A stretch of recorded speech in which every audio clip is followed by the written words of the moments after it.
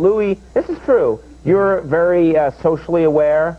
You volunteer your time. You support different causes. Isn't that true? Well, I care about certain things, like animals. You know, right. I think you shouldn't bother or yell at them or anything like that. You know?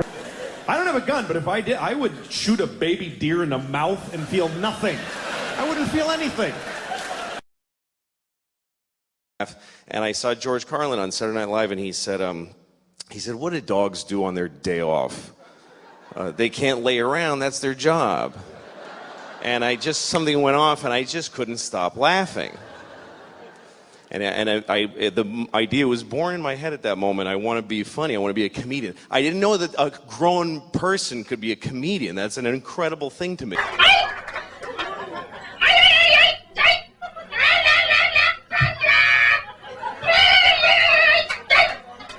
Folks, come on, these are dolphin jokes. Can you get with it, please?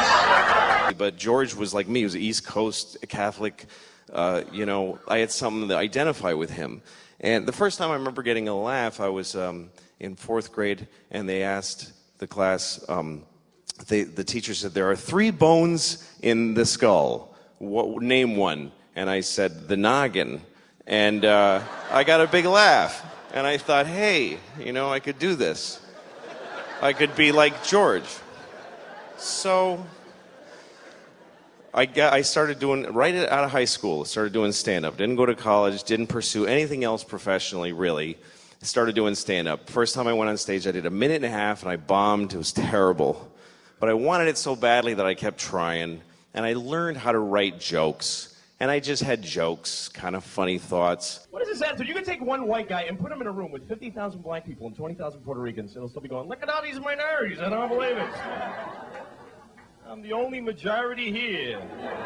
And I felt like my jokes were a trap. And I listened to a CD of George talking about comedy and the workshopping it and talking about it seriously. And the thing that blew me away about this fellow was that he just kept putting out specials. Every year there'd be a new George Carlin special, a new George Carlin album. They just kept coming, and each one was deeper than the next. And I just thought, how can he do that? And it made me literally cry that I could never do that. I was telling the same jokes for 15 years. You ever see somebody that you don't know again? You know what I mean by that? Somebody that has nothing to do with your life, but he keeps popping up once in a while. Like, today I saw this guy getting out of a cab, and I recognized him because he was in front of me in line at the bank like 3 weeks before. You know, it's like God is running out of extras in a movie of your life or something. I saw this guy in the bus today. This was really weird. You ever see somebody that you don't know again? You know what I'm talking about? Somebody that's like a total stranger, but they keep popping up once in a while. It's like God is running out of extras in a movie of your life or something. I'm listening, and they ask him, how do you do all this material? And I'm like, eh. And I hear him, and he says, well, I just decided every year I'd be working on that year's special. And I'd do the special, and then I'd just chuck out the material. And I'd start again with nothing. And I thought, that's crazy. How do you throw away? It took me 15 years to build this shitty hour. If I throw it away, I got nothing. But he gave me the courage to try, and also I was desperate. What the fuck else was I going to do? This idea that you throw everything away and you start over again. And I thought, well, okay, when you're done telling jokes about airplanes and dogs, and you throw those away, what do you got left? You can only dig deeper. Start talking about your feelings and who you are. And then you do those jokes and they're gone. You got to dig deeper. So then you start thinking about your fears and your nightmares and doing jokes about that. And then they're gone. And then you start going into just weird shit. Yeah, eventually you get to your balls. Oh, the cold air on my balls. It's good. It's good. I don't know why, but it's good. But there's a whole... It's a process that I watched him do my whole life, and I started to try to do it. And I started to think, because he says whatever he wants. What do I really want to say that I'm afraid to say? And at the time I was a father. I am still a father. But at the time, I didn't take off yet. The jury's out. My oldest is 8. I could still split. So far, I'm still there. I was having a lot of hard time being a father. And I wanted to say it on stage. And one night I thought, okay, forget all the old jokes. I'm going to start again. And I thought of the first thing. I said, I can't have sex with my wife, because we have a baby, and our baby's a fucking asshole. She's a girl, and she's 4, and she's also a fucking asshole. It's true, man. I'm serious. God, the other day I was just dreaming about just fucking kicking her. Like, kicking her out a window, you know, just fucking... I would never fucking hurt her, but I do, you know? And I thought, oh, I'm somewhere new now. And I said something like, I never used to get babies in the garbage, but now I understand it. And they did that. And I thought, I'd rather have that than the shit tepid laughter for my 15-year-old jokes. So I started going down this road, and he was always the beacon for me, always, this guy. He always gave me the courage. He says, you know, the line that Kevin quoted, where he said people that abortion rallies are usually anti-abortion rallies are people you wouldn't want to fuck in the first place. He opened a special with that at Carnegie Hall. He comes out on stage, you have to watch it, and he doesn't milk the crowd for applause. They're applauding, and he goes, they're all going, George, and he goes, yeah, I got to get this out. You ever notice the people, anti-abortion rallies, are people who want to fuck in the first place?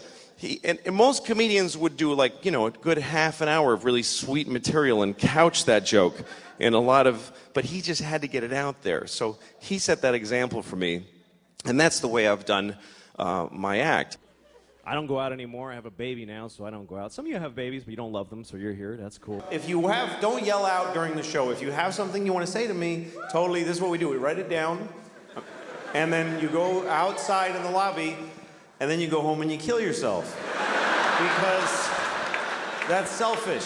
And since then, I've done 3 comedy specials, and I've started down the same road. It's been a massive change for me. I feel every year I've got something to work for. I'm doing exactly what he taught me to do, and on stage I feel a courage to say what I want to say because of this guy. And anyway, a few years ago, I was about to tape my second stand-up special, and he was taping the same night. In LA. He taped his last special on the same night that I taped one. And I remember feeling like, this is amazing that I do what this great man does, and that we do it in the same way. And he died, and he kicked me in the balls when he died. It really hurt. And then I remember that, and I don't want to be doing this, I'm sorry, but later I was at whatever, it doesn't matter, and my phone rang, and it was his daughter, it was Kelly. And I have 2 kids, and they're girls. So I thought, he's got a daughter, and his daughter's calling me. And I know what it means to have a daughter, because I have 2. Just always bring the kid with you. Mm-hmm. Always, I'll take him, and then the mom is like, fuck, great. Because your kid is great company. They're great. They're really fun to be with. Mm-hmm. If you go out, I used to love going out shopping for 50 things. As long as I had my daughter with me. She's just somebody to talk to. Right. And you see the world through their eyes. Yeah, you get to show your kid like, I used to go to the supermarket, which I used to hate doing. Yeah. But I'm like, oh, I take a watermelon off the shelf and put it in her lap. Look at this. It's a fucking watermelon. You never seen one of those before, have you? And she's got this green. She's never seen I handed her first watermelon and watched her look at it and go, Jesus. And she's calling me and asking me to come and say something about what he meant to me. So that was a big moment for me. I'm very proud to do what George did. I know I was supposed to close funny, but I'm not good at doing stuff that isn't my act, so I'm sorry. But he was a great man, and anything that ever happens to me that's good is due to this guy. And I can tell you, because I do what he did, that it was really hard to say the shit that he did, and that it took a lot of courage. It was difficult. So thanks for coming and honoring him, and thanks for having me.